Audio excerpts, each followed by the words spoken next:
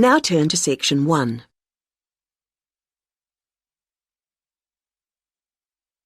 Section 1.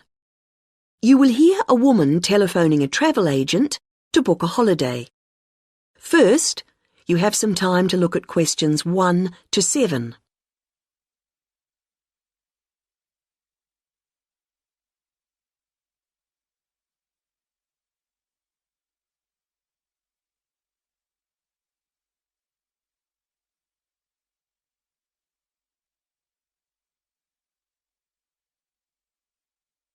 You should answer the questions as you listen, because you will not hear the recording a second time.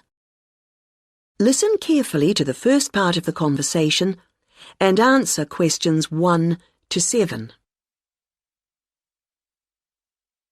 Hello, you're through to Go Travel. This is Darren speaking. How may I help you today? Hello, I'm calling to book a holiday. Great. May I take your name, please? Yes, it's Greaves, Anna Greaves. Is that G-R-E... No, Grieves, and Anna is with double N. Right. Thank you, Anna. Now, we're delighted you've called us. Can I ask where you heard about us? It was your advertisement in one of the magazines. Was it Holiday World? Oh, yes, that's the one. Good, thank you. It's useful to know. Of course. And did you have a particular holiday in mind, or was it a general inquiry? I think I've chosen. I like the look of the one with the code FT4551. The right destination and the prices seem reasonable. Right. Now, was it for yourself only, or...? Oh no, I want to go with a couple of friends, so there'd be 3 of us going. OK. Now, there's a choice of dates, as you know.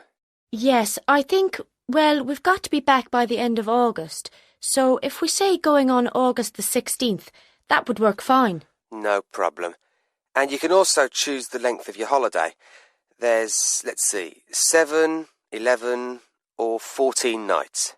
We thought the middle one would be great. Longer would be nice, of course, but... Maybe next year. Yes. And you do need to have insurance. Uh-huh. We've 3 levels: Standard, Super and Super Plus. Standard seems a bit basic. Let's say Super. That should be sufficient. Fine. Before you hear the rest of the conversation, you have some time to look at questions 8 to 10.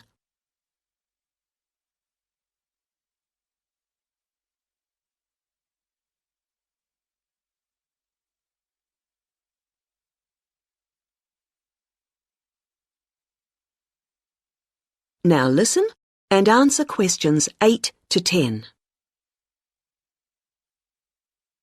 Well, that's all good so far, and the availability's OK. Have you looked through the list of options? They're in the advertisement. I have, and I've got the list here. Some of them do seem a good idea. Which ones would you like to take? In terms of the hotel, the offer of picnic lunches, we'd leave that. We'd rather go to cafes. I think a balcony for the room is a must. It's so nice to sit out, enjoying the view. Oh, yes. And then the trips. I think we'll pass on the night bus one. I never really enjoy the commentaries. And museums aren't really my sort of thing, to be honest, any more than dances. Uh-huh. But I like practical things, so I think the demonstration of local arts could be fun. Yes, I would think so. And then in terms of getting out of town, going up the river on a boat sounds delightful, and I wouldn't want to miss that. But the mountains, well, sitting in a coach on those winding roads. I understand. OK, well, that's all I need for the booking at this point. Just a few details for you, and then we'll check the payment. That is the end of Section 1. You now have half a minute to check your answers.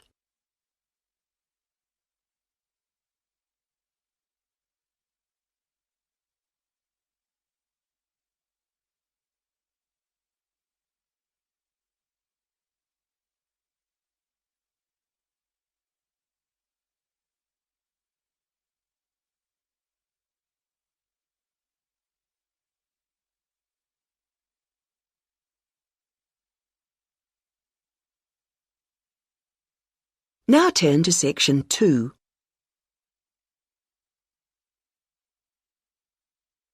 Section 2. You will hear a talk about Run Well, a charity that raises money by organising running races. First, you have some time to look at questions 11 to 17.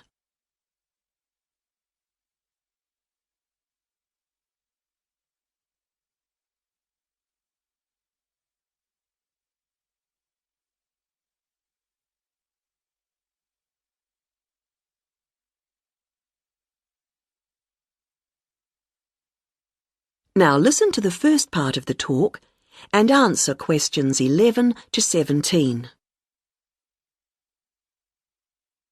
I'm very pleased to have this opportunity to tell you something about the Run Well charity and the work we do.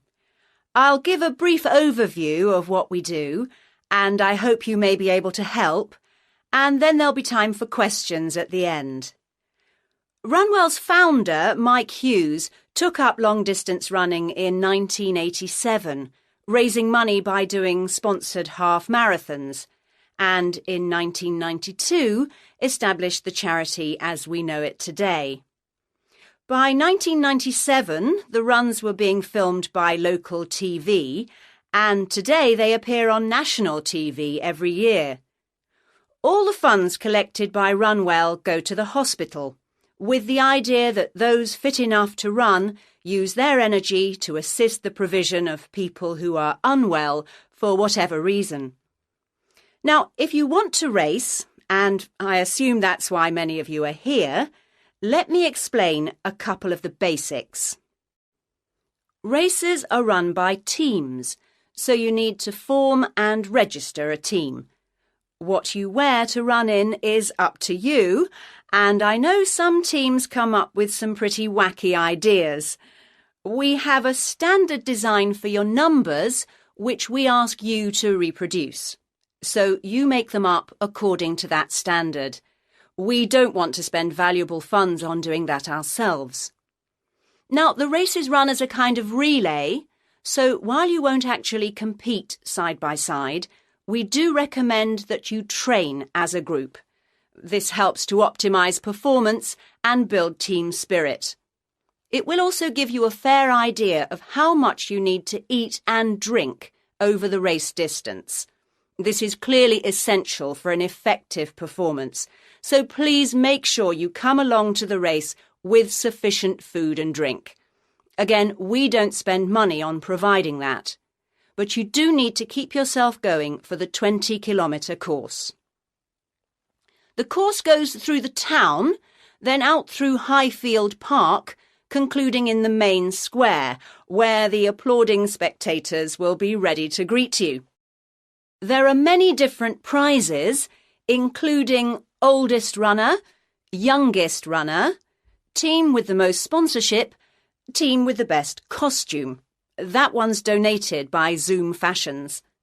The Mayor will introduce the Minister for Health, who will hand over each prize to the winners, and then the hospital president will make a short speech. Before you hear the rest of the talk, you have some time to look at questions 18 to 20.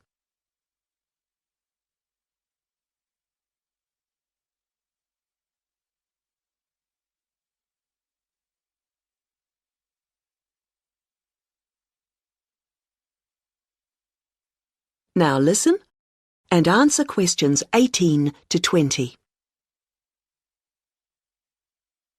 OK, that's the big race. But I know there are many people who don't feel they are up to running a 20-kilometre race, but who would nevertheless like to raise money for Run Well. Over the years, we've had experience of many ways of trying to collect money, some very successful, others less so. Now, of course, 20 kilometres is too far for children to run. But there was a sponsored swimming event at the local school last year, and that did very well. People have also tried to organise food-based events, such as selling homemade cakes and bread and so on at the market. And there was a large picnic arranged in 4 bright gardens.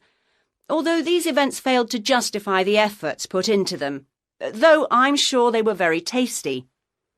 These days, so many people are out at work all day that going from house to collect money isn't very effective. But it is possible to raise useful funds by selling small promotional items, such as badges with the Run Well motif on them. We're currently checking to see if postcards, perhaps showing the race's winners each year, might also be a good idea or not. We do appreciate the efforts that have gone into selling second-hand goods, but to be honest, the returns have not been very high on this.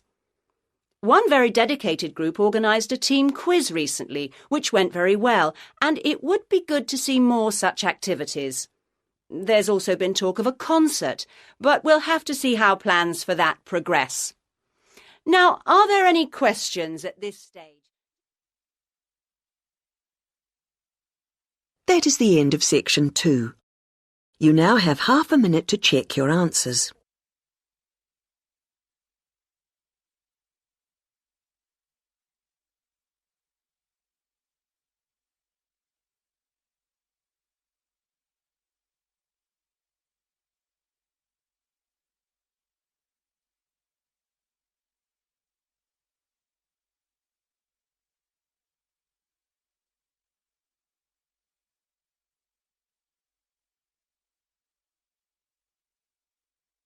Now turn to section 3.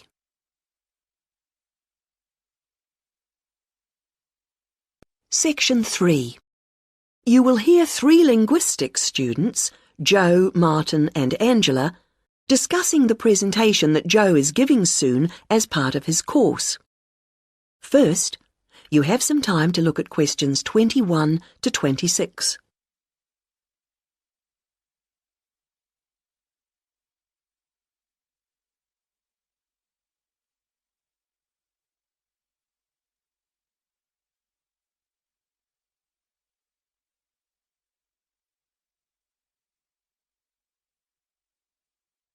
Now listen to the first part of the conversation and answer questions 21 to 26. Hi, Martin. Hi, Angela. Hi, Joe. Yeah, hi, Joe. So you're really worried about your presentation? The one about names? I am. Well, you know your stuff on names pretty well, so it's just a question of selecting what you want to use. That's right. But there's so much. Well, you don't have to include everything. Let's start somewhere. Well, for example, there's a lot to discuss about people's names in terms of culture. It would be a good way to start, bringing in issues of religion, society. I thought so. As long as you can keep it concise, since it's potentially a large area. I'll pick out some key points. Good. Now, that will tend to be about differences. What about something on ways in which naming practices are often similar across different languages? That sounds good. I'm not sure how much I could say that's really about just names and not really general language. Maybe you need to give that some more thought. Yes, I'm not ruling it out. Well, what about what first names mean? That's got to be specific to languages or language groups. Yes, there are all sorts of different principles at work. It's a rich area for discussion. And you can present lots of examples. It would mean a good slide or two. I'll enjoy making those up. Don't forget to put our names in. No, OK. Right, where have we got up to? Yes, now, there's the question of place names. Ones where the name of the place is the word for the situation, like something to do with sea or mountain, etc. Yes, people often don't realise the origin. It sounds like it's just a translation issue to me. Don't you think you might give that a miss? Given the time limit, perhaps you're right. You need something on place names. Could you get history in? Actually, the way migrants often used to name places after somewhere in their country of origin is interesting. Sounds a bit narrow to me. Well, I'd hope to build it up a bit. Perhaps you should make a final decision on that later. OK, I'll see how the rest of it goes first. Is that the lot? No, there's still country names, the origins of those. I think that's an interesting area. Yeah, because it's something we often don't think about. It'd be a way to bring in various aspects. History, certainly. I could project a map of the world and have people match the original meanings to the countries. Well, that seems to be a foregone conclusion. Fine. Yes, I'm feeling clearer already. Now you have some time to look at questions 27 to 30.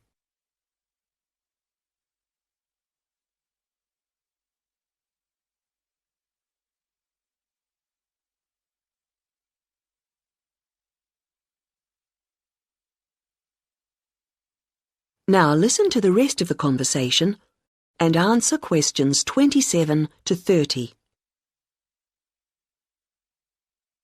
You know, there's another aspect that I think I'll cover. Yes? Brand names. Isn't that more to do with business studies? Well, international companies are finding it increasingly important to have brand names that can be used in many different countries. Oh, so they can advertise the same product everywhere? Yes, and it seems that brand names are very special in our brains. How so? Well, there was a research study recently, carried out on a group of about 50 students. They showed them 108 words, and the students had to say whether they recognised them as real words or not. The list included, all mixed up, ordinary nouns, brand names and meaningless words, and they were shown all the words quickly. And the brand names seemed to be recognised strongly and in the emotional right-hand side of the brain. It was interesting that the brand names were recognised more readily if they were displayed in capital letters rather than lowercase, something which doesn't apply to normal words. How strange. What else did the researchers find out? Of course, it's a relatively small study, but they suspect that other visual features are at play, and so that, for example, colour has a major effect in helping us to store brand names in a special way in our brains. I suppose that's logical. But what do they mean by a special way? I'm not saying I understood everything about this study. Of course not. But they seem to be saying that the power of brand names is that they conjure up a range of associations inside our brains, more so than ordinary words or names do.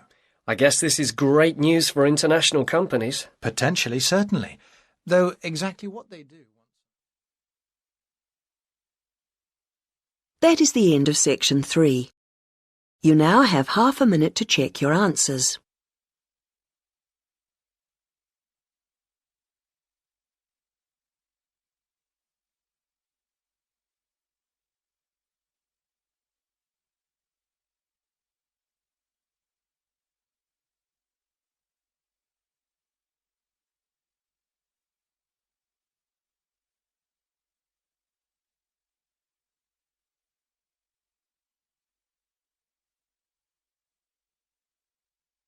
Now turn to section 4.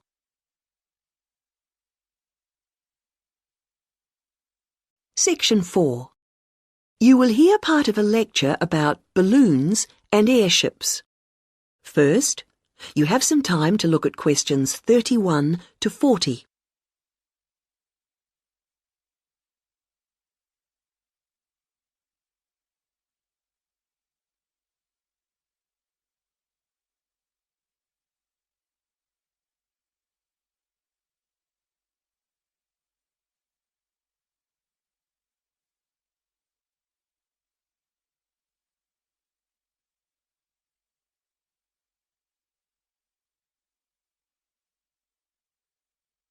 Now listen to the lecture and answer questions 31 to 40. Now, balloons and airships are worth consideration because, while on the one hand they represent humans' first successes at air flight, after centuries of less than successful theory and experimentation, they also, on the other hand, continue to be used today. We may have appeared to have moved on to jet planes and space rockets, but you can still see these more primitive flyers in the skies. OK, gas balloons first. France saw the first balloon flight in 1783, and this began a process of development. By 1862, in the Civil War in the United States, we find Thaddeus Lowe replacing spies with balloons to go behind enemy lines. The success of this led to the continued use of balloons in peacetime, and they were employed in the creation of maps. And such applications continue to this day, with balloons assisting in increasing our knowledge and understanding of the world we live in.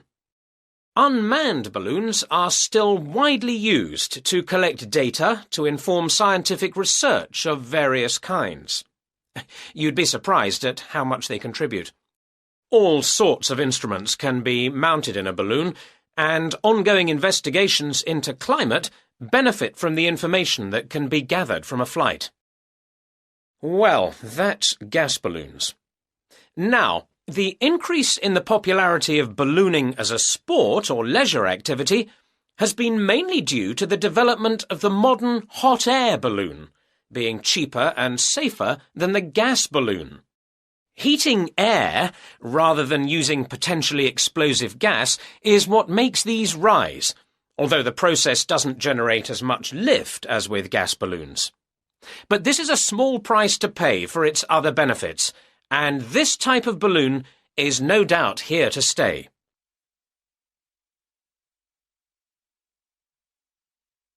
Airships are also fairly old in their origins. The idea for a balloon that could be powered and steered was first published in France in 1784, although 1852 was the date of the first successful airship flight. The first airships, like the first aircraft, didn't provide any weather protection for their crew, so it must have been rather uncomfortable up there. But designs continued to develop in sophistication. It was realized that the ships would drift about if they weren't strengthened, and that to work effectively, they would have to have a framework. Once design started incorporating this, flights became longer and more reliable.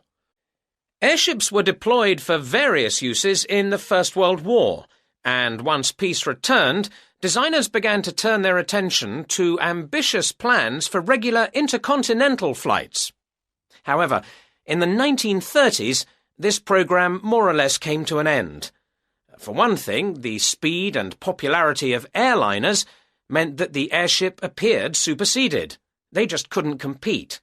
And as if that weren't enough in itself, another factor in the decline of the airship was an alarming number of crashes, and this, of course, put people off. Nevertheless, several countries have continued to build smaller airships for various uses, such as naval observation or publicity purposes.